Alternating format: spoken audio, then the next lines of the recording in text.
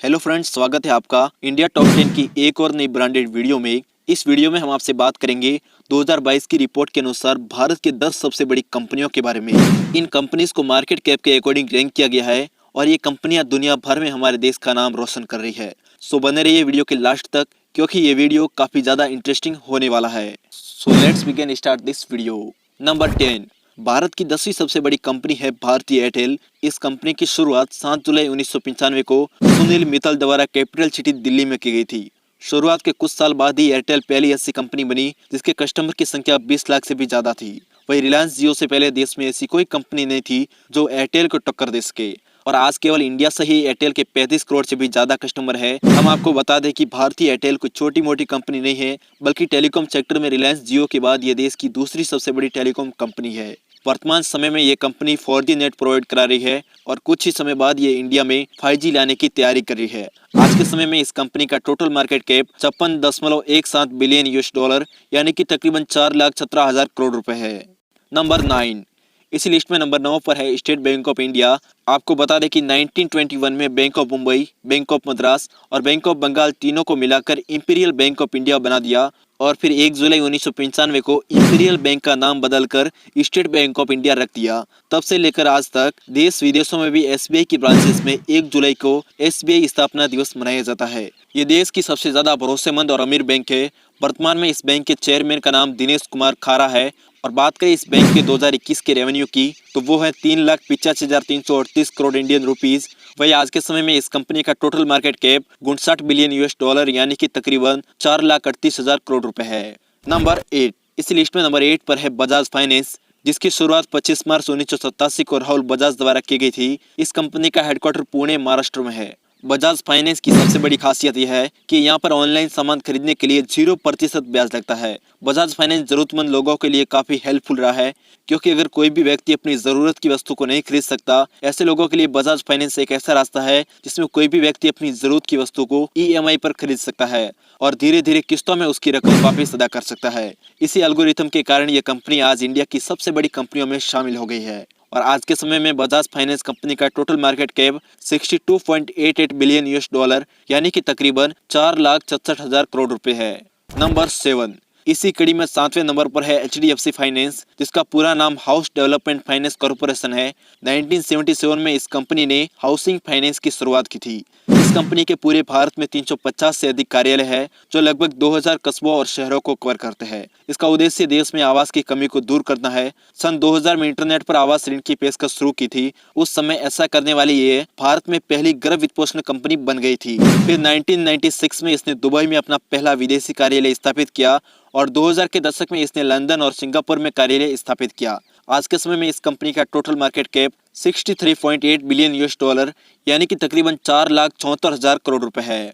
Number 6, इसी बीच number 6 पर है ICICI बैंक, जिसका पूरा नाम industrial credit and investment corporation of India है। 31 मार्च 2002 को भारतीय औद्योगिक सहायक एंड विनियोग निगम बैंक का इसकी सहायक कंपनी ICICI बैंक में विलय कर दिया गया था। उसके बाद ये भारत की दूसरी सबसे बड़ी बैंक बन गई। आज इस बैंक की केवल भारत में नहीं बल्कि अन्य कई देशों में कई सारी शाखाएं मौजूद है। वर्तमान समय में भारत में इस बैंक की कुल 2,883 शाखाएं और 10,021 ATM मौजूद है और 2019 के आंकड़ों के अनुसार इस बैंक में कुल 84,922 कर्मचारी कार्य करते हैं। इस कंपनी का टोटल मार्केट कैप 73.40 बिलियन $, यानी कि तकरीबन 5,45,000 करोड़ रुपए है। नंबर 5, इसी लिस्ट में नंबर 5 पर है हिंदुस्तान यूनिलीवर। ये कंपनी आज से तकरीबन 90 साल पुरानी है। साबुन, तेल और क्रीम जैसी रोजमर्रा की चीजों को बनाने वाली देश की सबसे बड़ी कंपनी है। भारत में इस कंपनी को टक्कर देने के लिए कोई भी आगे नहीं आता है। आज के समय में इस कंपनी का टोटल मार्केट कैप 75.54 बिलियन $, यानी कि तकरीबन 5,61,000 करोड़ रुपए है।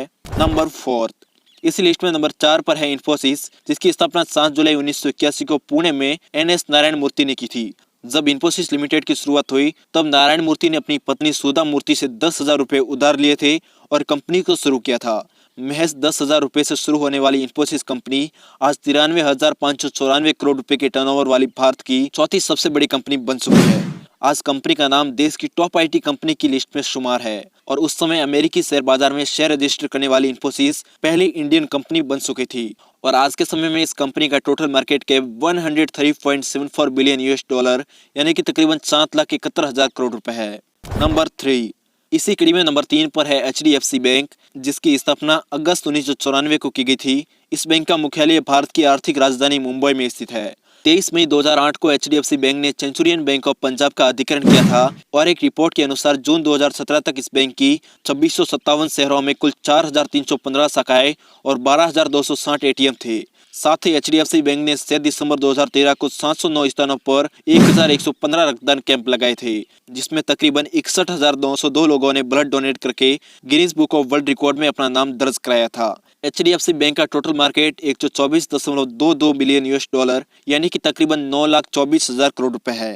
नंबर 2, इसी लिस्ट में नंबर 2 पर है TCS, जिसकी शुरुआत JRD टाटा ने 1968 में की थी। TCS का पूरा नाम टाटा कंसल्टेंसी सर्विसेज लिमिटेड है और 1969 में टाटा इलेक्ट्रॉनिक कंपनी के डायरेक्टर फकीर चंद कोहली को TCS का जनरल मैनेजर बनाया गया था। कुछ समय बाद फकीर चंद TCS के CEO बन गए और फकीर चंद कोहली के समय TCS में काफी बदलाव देखे गए और कहा जाता है कि कंपनी को खड़ा करने में कोहली का एक अहम योगदान है। यही कारण है कि उन्हें IT कंपनी का पितामह भी कहा जाता है। TCS कंपनी आज इतनी बड़ी है कि वो 128 देशों को खरीदने की क्षमता रखती है।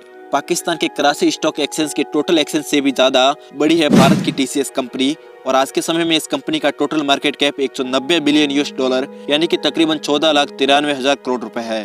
नंबर 1, भारत की सबसे बड़ी कंपनी है रिलायंस इंडस्ट्रीज। रिलायंस ने ही भारत में सबसे सस्ता इंटरनेट प्रोवाइड कराया है।